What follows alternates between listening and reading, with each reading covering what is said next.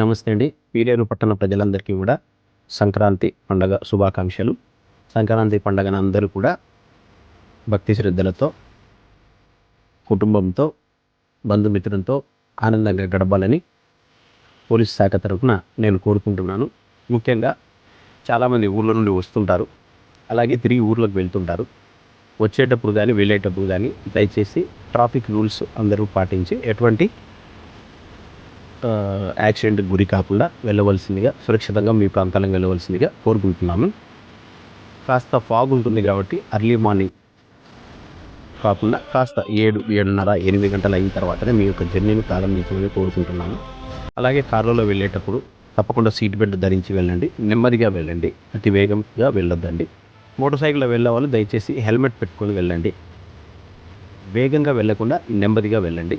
సురక్షితంగా మీ ప్రాంతానికి చేరుకొని హ్యాపీగా కోరుకుంటున్నాను.